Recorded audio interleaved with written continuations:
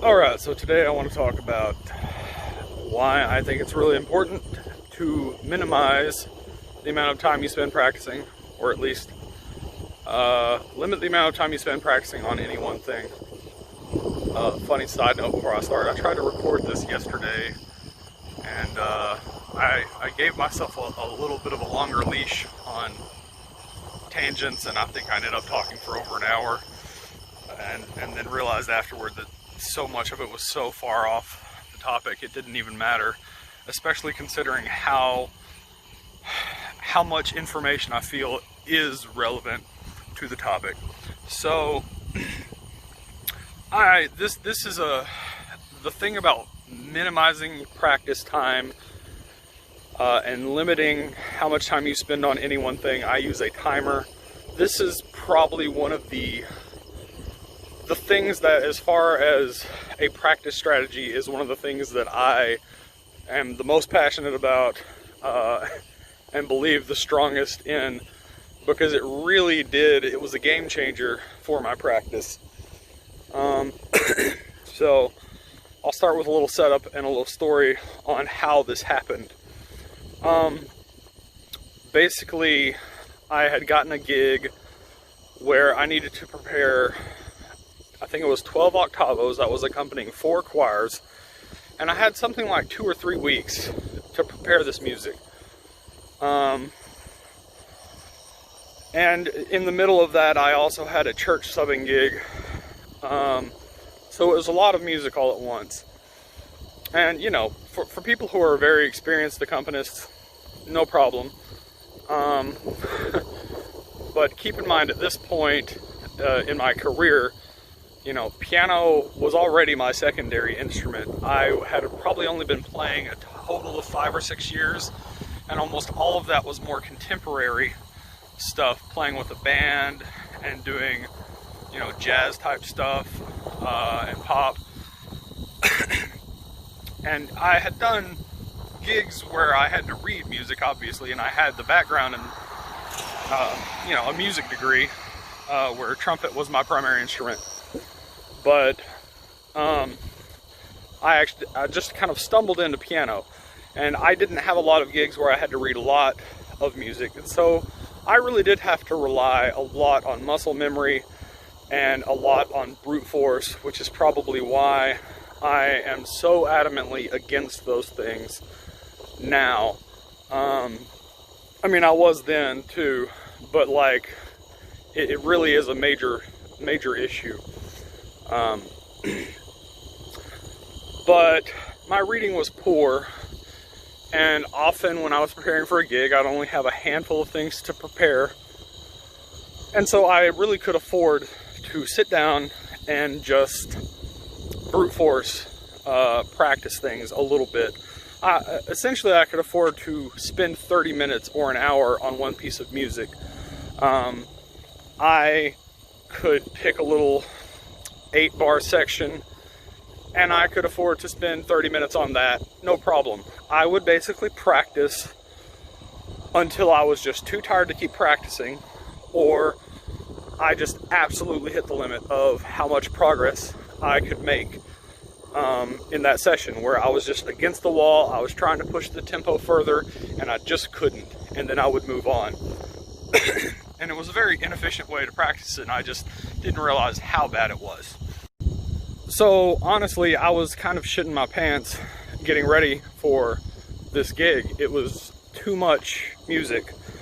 And so I came up with a strategy that I would do like I normally do and split it into sections, but I would actually set a timer, and I would not let myself practice any of those sections for more than, I think it was probably 10 or 15 minutes at the time.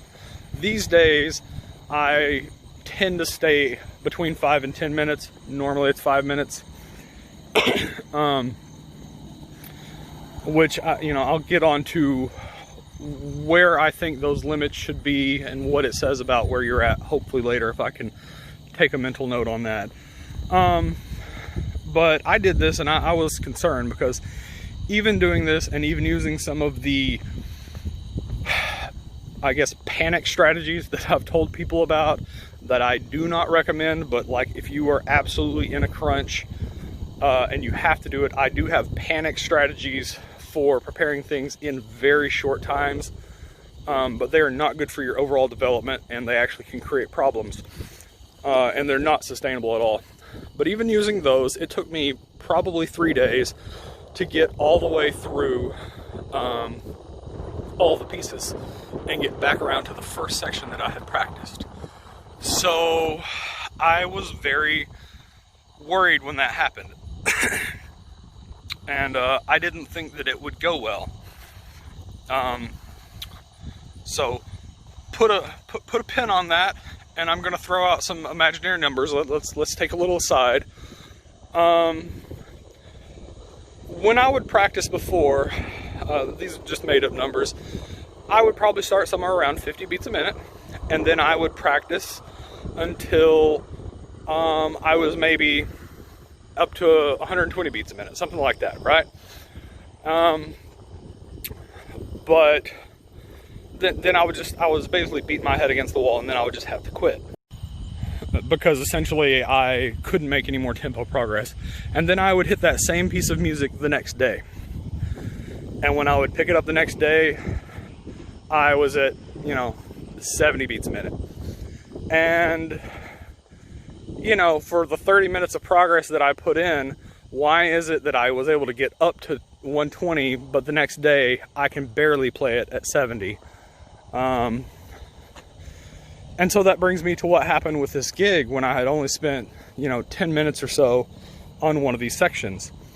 I had limited myself, and I came back and, not exact numbers, but basically, for example, in line with the example I just gave, I started at 50 and I only made it up to 60, 65. And then that next day, 3 days later, when I got back around to it, here I was at 70, 75, 80. Without even practicing it, it's like it was just easy. With less practice, I put less time into it, and I had walked away from it for a longer period of time, and yet my results are better for less time put into that. And so, luckily I made it through the gig, no train wrecks, and since then I have refined the exact process of how I go about limiting the amount of practice time I put in. Yesterday when I tried to record this video, I got into this whole long spiel about essentially how to structure and program your overall practice routine over weeks and months and things like that.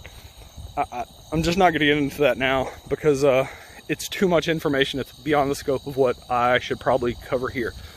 Because of what I want to talk about largely is after doing this gig, I wasn't specifically seeking this out, but I started to connect the dots on why it was better. I'm always interested in cognitive psychology, educational psychology. There are things that I remember from college psychology classes. There are things that I just pick up from reading about learning or watching videos about just educational stuff about psychology and learning.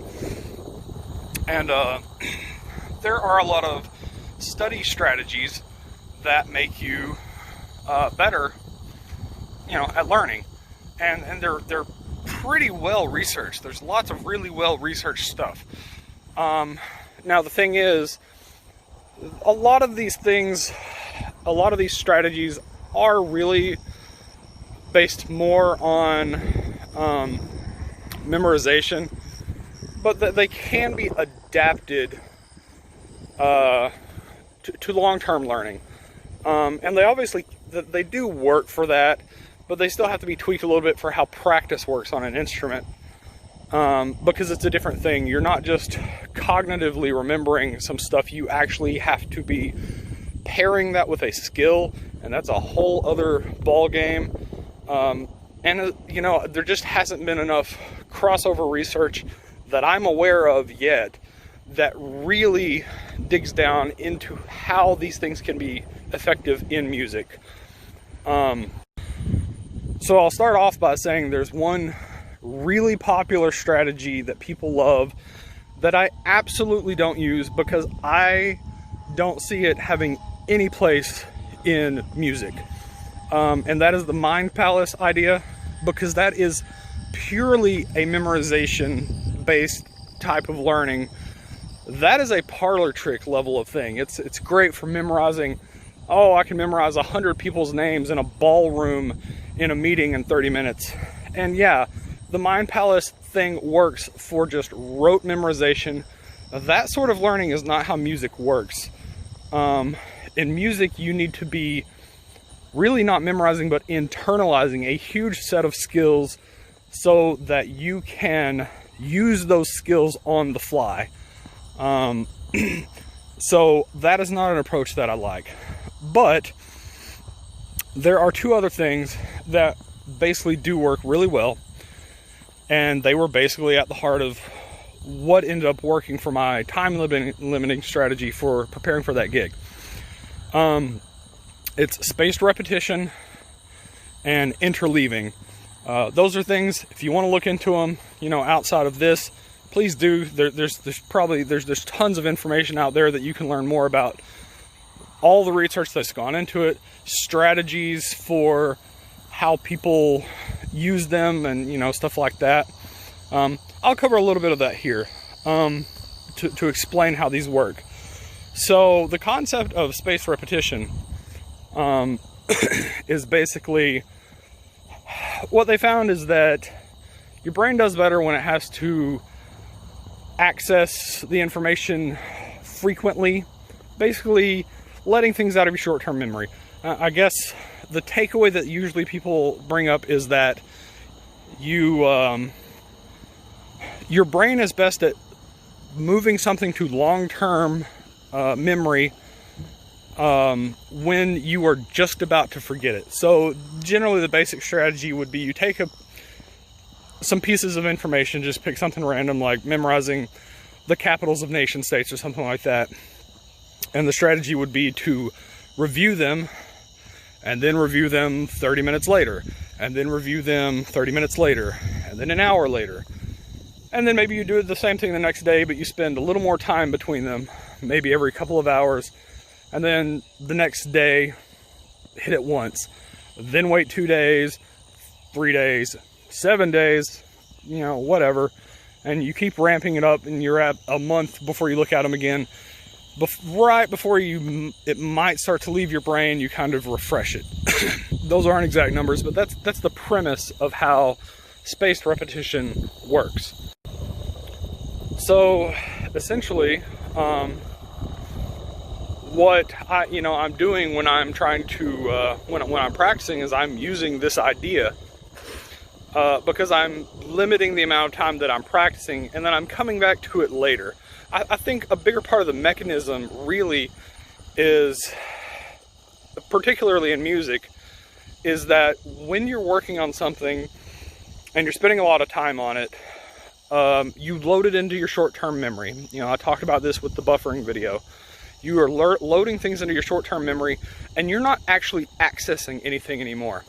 Like I say with a lot of people, what they're doing is they look at a page, they decode it very, very slowly, they put it in their hands, they figure out where those notes are, and then they just repeat. There are a couple of levels of decoding that are happening actually, that at some point you're just bypassing. You're no longer actively doing those things. First of all, it's reading the notes and actually doing that quick decoding of what's on the page. And then it's actually thinking about your hands. The thing is, once you have a set of motor patterns in your hands, think about it like with scales. It might take you a while with, like, say, just something simple like your C major scale, if you're not good at it. You start playing, and you've got to think 1, 2, 3, 1, okay, and you're thinking about the cross and little things like that. But once you've practiced it for a little while, you go on autopilot. You're not actively doing anything. You're not really actively firing any neurons. You're just kind of letting it go. And so you're not really doing much to reinforce that anymore. It's really easy for you to space out, which is another big deal. So, you know, I try to limit things to around 5 minutes now, and that entire time that I'm practicing, I'm very focused on what I'm doing. I don't want to get into too much my ideas of ramping up and then down tempos. That's a whole other thing, but I think that's very important. But basically, you know, I'll start kind of slow. My brain is getting warmed up toward the exercise I'm working on. I'm also not a fan of warm-ups in general. I think those are a waste of time. Once again, totally other topic. But, you know, I ramp up to whatever that thing is, and then I'm focusing in on it. I'm putting in some serious effort. I'm slowly getting up to more tempo. I'm paying attention to the details, and then I'll ramp down and make sure that everything is really solid and that I'm not just able to play it really fast without control, but I slow back down, which ensures that I really still have that control. And it's actually a thing where when you're practicing very quickly, it is kind of easy to just let your fingers go. And I really used to do this, especially when I'd work on things like Bach conventions. It's really easy to just let your hands go. But as soon as you slow down, now you actually have to be in control of what you're doing. You have to think about what each finger's doing, and that's hard. So slowing back down is good. Just make sure the whole thing, in all of that in the span of 5 minutes, which is absolutely more than enough time, should be, it means that at no point during that do I get to go on autopilot. It also means that I don't get to get tired. The other really big deal is mental fatigue. So you really only have a limited amount of attention that you can spend, very quality attention, where you can really focus on things in a day.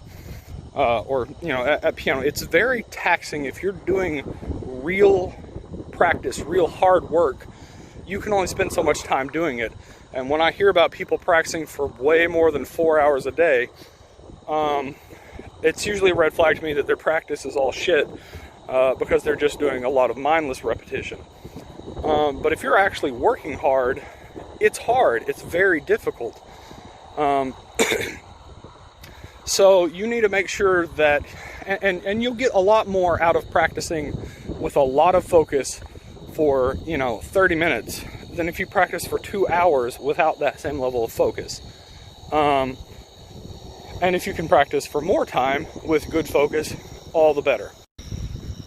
But your level of mental fatigue really is, there's a limited resource in the attention that you can focus on things.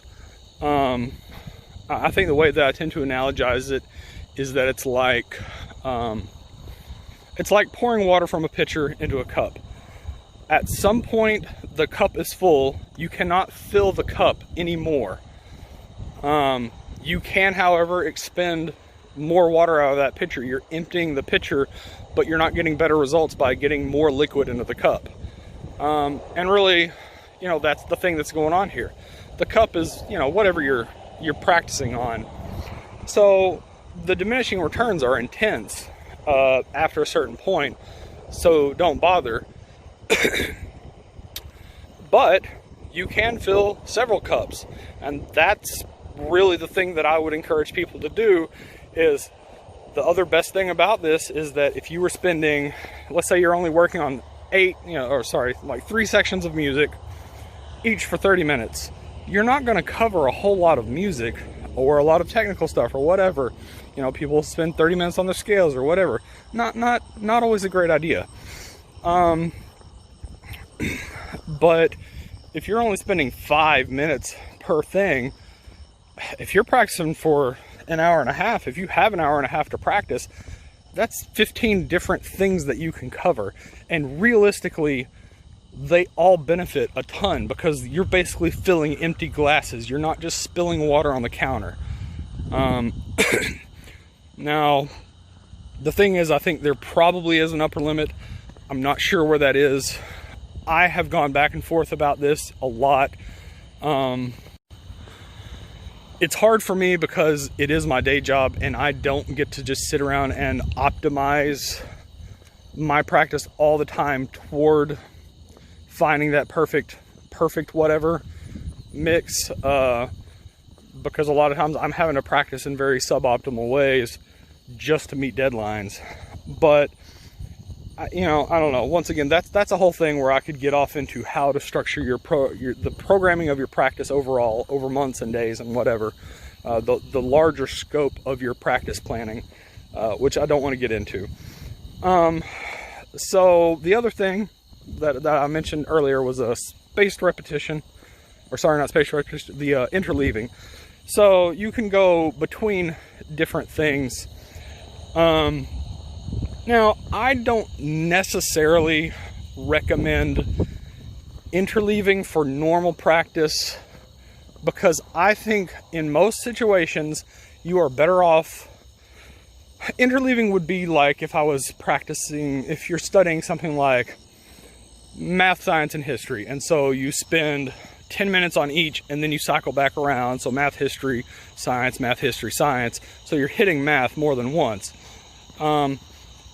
I think interleaving works better as a strategy for deadline hitting. I think for general piano work, I don't think it's as useful. The one place where I would think that it is useful maybe is if there's a weakness that you're working on right now and it's a very specific thing, like I'm working on my sixths right now. And working on scales and sixths, man, I hate saying that. It's so hard. I would probably get more, rather than practicing them all in a row, I would do better to practice one key and then move on to a piece of music and then come back and practice another key, rather than playing all of them in a row where my whole brain is like in scale mode. And it's kind of easy, honestly, to space out even there, because they are very similar things. I have whole other thoughts about, I really want to talk at some point about practicing in multiple keys, which I think it's very important to practice things in every key, but you really have to figure out how to be methodical about that, because there are lots of ways to waste a lot of time trying to practice in multiple keys, and I think most people do it. I think I have spent a lot of time doing it, and I'm very aware of it right now while I'm working on sixths, how I need to be careful about that to maximize the use of my time. So that's the whole idea with interleaving, is basically just weaving in between things. It works a lot like spaced repetition, just with different things in between. I would just say spaced repetitions and don't come back to anything at all.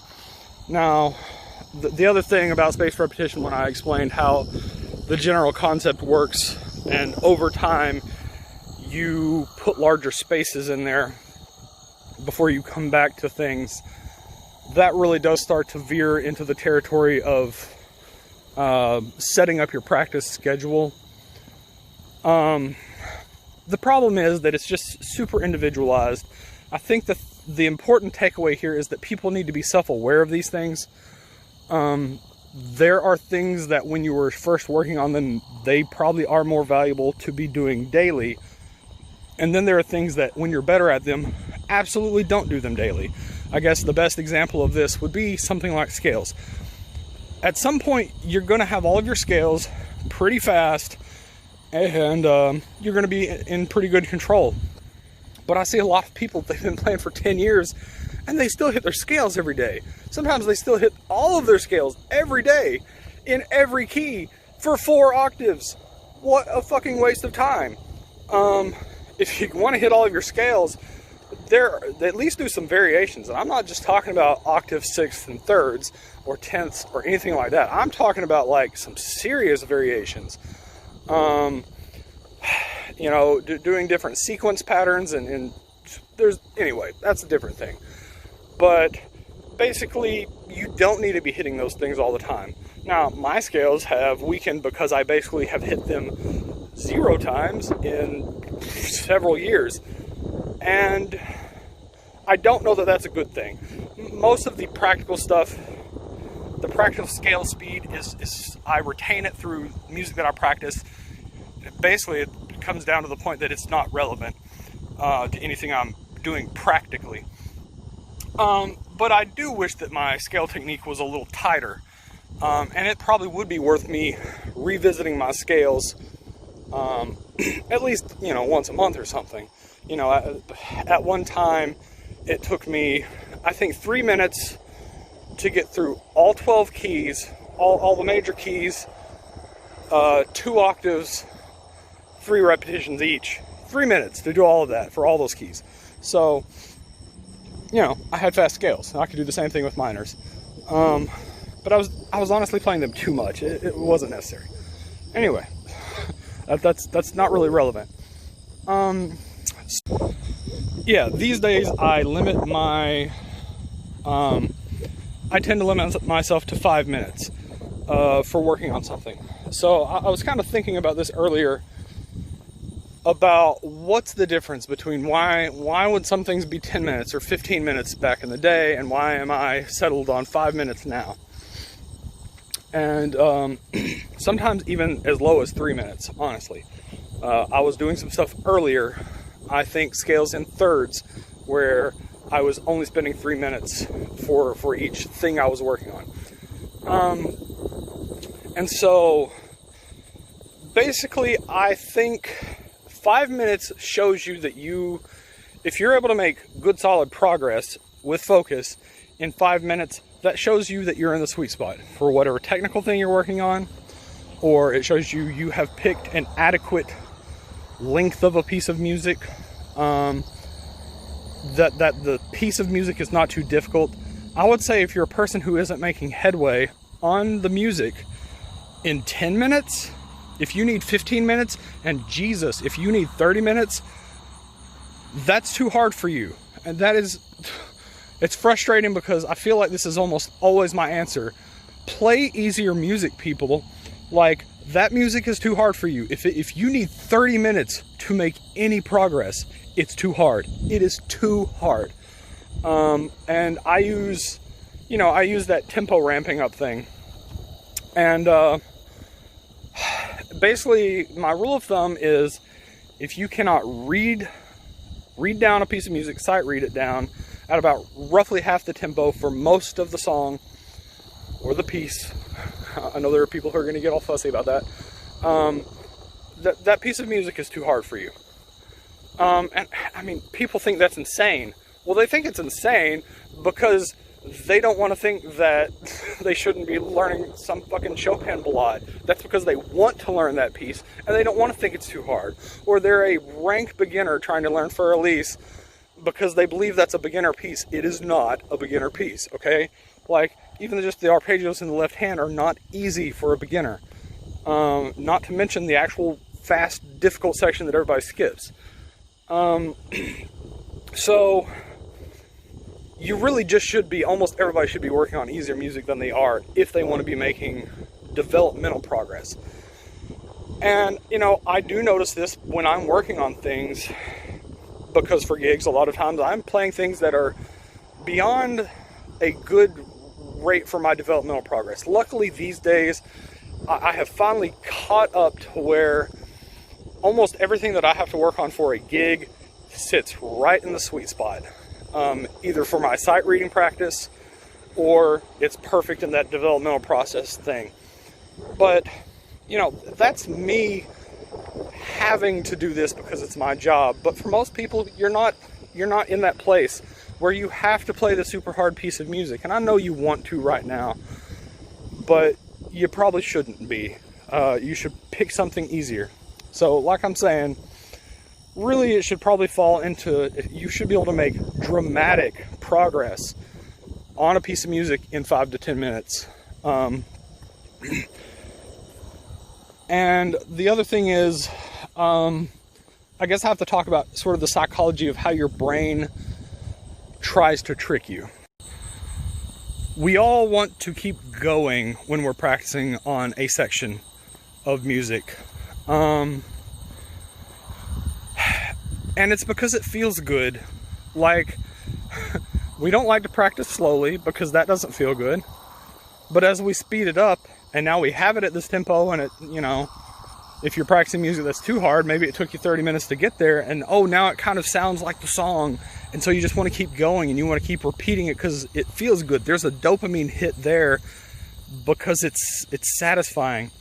You're not making progress. Your brain just wants to take the path of least resistance. It wants to work less hard. It is wired to not burn itself up doing these really hard tasks. And that's the thing about doing this. If you limit yourself to 5 minutes on each thing you're working on, it is rough on your brain. It's hard. It is so much harder to constantly switch gears. But it's what makes you faster and better at learning these things. The interesting thing is that, in studies they've done on this, where they'll basically force people to use, especially like an interleaving model for studying to take an exam. What happens is, like, those students want to spend 30 minutes on math, 30 minutes on history, 30 minutes on science. They don't want to do 10 minutes on each for several different cycles. And whenever they're asked how confident they are about how well they understand the content, the people in both groups, it's the people who studied for 30 minutes on each. They think they know it better. And the people who did the interleaving think they know it worse. But what always ends up being the case is that when they're actually tested, the interleavers do it better. They know it better. When they are tested later, when there is a space between when they fucking crammed that information into their brain and when they took the test, especially, this shows up. The interleavers thought they learned less, but they learned more. Your brain is a liar. Do not believe it. So when you're practicing, it feels good. You think you're making progress. You're not. Your brain just wants you to think that because it doesn't want to work harder. It is hard to switch gears. So don't fall into that. The other thing, another really big thing is try to avoid, I already said I'm not a huge necessary fan of the interleaving, and I'd rather you go pure spaced for music practice and not go back to sections you've already worked on. This other problem is that a lot of times we want to connect sections of the music we're working on. And there is a legitimate justification for this, sort of, but I feel like our brains want to over-justify the value of this. So let's say, for example, you're working on 3 sections of music from the beginning, say bar 1 to 8, 9 to 20, and then 21 to 30, okay? I don't know why I picked random ass numbers, but whatever, those are the numbers, okay? So what most people will do if they were even using this is they'd practice bars 1 to 8, then they'd practice bars 9 to 20, and then they wouldn't go on to the next thing. They would go back and go 1 to 20. They want to connect those first 2 sections. Then maybe, now that the brain is a little more exhausted, they'll finally go on and practice on 21 to 30, and then they'll go back and do 1 to 30. So they've actually added all these extra steps in where they have gone back and they've rehashed material they've already worked on that day. And I mean, that's time wasted that they could have spent working on something else. And usually this is long before any of those sections are there. That is a thing, absolutely, you're going to do that at the end. When I'm structuring my practice overall, there's actually a point where as 2 adjacent sections reach either, right at the target tempo or very close to the target tempo, I combine those for future practice sessions because they don't need to be practiced separately. But I don't do that in a single day. I don't bring it together. I don't practice 8 sections out of a piece of music and then just give the whole thing a run through. If all of those different sections are at different levels, if all of those sections are especially vastly under tempo, you're wasting your time. And worse is that, going back to that, trying to go from bar 1 to 30 after you've sort of, you've slept on bar 1 a little bit in that practice session, you're going to be sloppier than you want to be. You're going to try to play it at the tempo you left it at, but you're actually just not there, and you haven't actually legitimately slept, actually like overnight and let it process in your brain. It has not marinated, it has not crystallized. You didn't really get that much better at it. You don't make that much progress during practice. You make progress when you take a break, when you sleep, when your brain has time to digest the information that you fed it, and hopefully you fed it accurate, correct information so that that's what crystallizes. So don't do that in a single session. Go back to these sections. Wait until you are much better. Wait till you are so much closer to the target tempos before you do that, because you're just wasting a lot of your practice time during the day and you have a limit. Now, you know, I guess hobbyists don't, but you know, obviously there's bias in my opinions on this, but they're all around optimizing. You know, people are going to get mad at me about these things, but really I'm just answering the question of, if you want to make better progress, as much as it sucks, this is the answer. This is a better way to practice. It might not be for you. I think it's not for a lot of people, because they need the quick satisfaction rather than the delayed gratification that's going to give them much better results in the long term and make them a more capable musician. Even as a hobbyist, it's a lot better for you long term. But you know, I'm just putting the information out there so that anybody who cares, maybe somebody who wants to go to music school, by the way, don't go to music school, but anybody who wants to pursue a career in music, don't do that. They have better information. They know the things that I wish I had known. But unfortunately, people have trouble listening to that.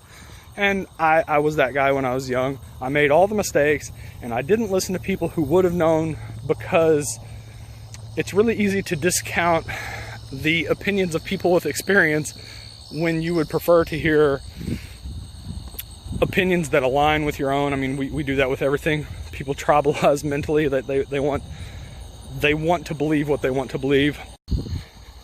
But anyway, you know, I'm just throwing this out there for people who want to try, and I really would recommend this one in particular. Really try to do this. Try to set a timer and limit the amount of time you spend practicing on any one thing, and you know, take some time. You know, maybe start hitting it every day. Maybe start playing around with only hitting certain things every other day. Especially if it's a piece of music you've been working on for a long time, try spacing that out, and see how it works for you. You might end up like I was, where it kind of blew my mind, and you know, I don't know, the thing that's silly, it's almost frustrating when I look back. You know, when trumpet was my primary instrument in college, you know, I knew trumpet is an instrument that has it's physically demanding. There is not so much a mental limit, but there is a physical limit to what you can do. It's a very similar thing to, like, you know, how many times can you bench press a specific type of weight? You know, even with a really light weight, there is a limit to how many times you can do that, or how long can you run. Even if you go slow, there is a limit at some point. So trumpet is a very physically limiting instrument. And so I had to learn to, I had to save some chops for different parts of what I was practicing on. I had to learn to prioritize different things to practice on. I had to practice on the hardest things first when I was the freshest. And I couldn't spend 30 minutes on one thing, because my lips would be done. And I had to take frequent breaks, because you physically have to take frequent breaks, which is another thing, super important on piano. You know, I'm practicing 5 minutes on anything at a time, and I might only practice for 30 minutes in a row. I'm almost never practicing more than 30 minutes without standing up and doing something for 10 minutes. Your brain needs space.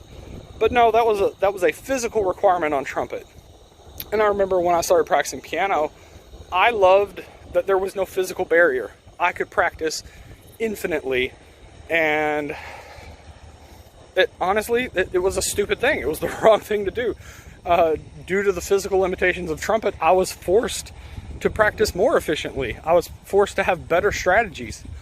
And then I just didn't have those for piano, and I went into all of the terrible strategies. And I thought it was great because I could practice more, but that practice quality was crap. And really, once I stumbled across this and realized how much progress I was making for so much less effort, I don't know, it just kind of blew my mind. So I would really encourage people to try to do it themselves and see how that works out for them. Because I think your results will be a lot better. It's just hard to cut yourself off and make yourself move to the next topic, move to the next thing. But it's also going to allow you to practice more music, which is the other thing. I'm always telling people, more volume of stuff. You need to be covering more variety. You need to be covering more volume. Play more than one song at a time if you're working on pieces. Make sure you're working on multiple pieces, hopefully in different styles. Make sure you're working on some technical work. Definitely make sure you're working on some sight reading. But pick lots of different things at an easy enough level that you can accomplish that by using this very short time limited practice strategies. So there's that. Yeah, give it a shot, and I guess you can let me know if you think it worked out for you. But also anything else you want me to talk about, I'd be happy to talk about it. Most of these things I'm going to talk about at some point anyway, because I can't shut up, which is probably obvious by however long I've recorded for. So I'll cut it here.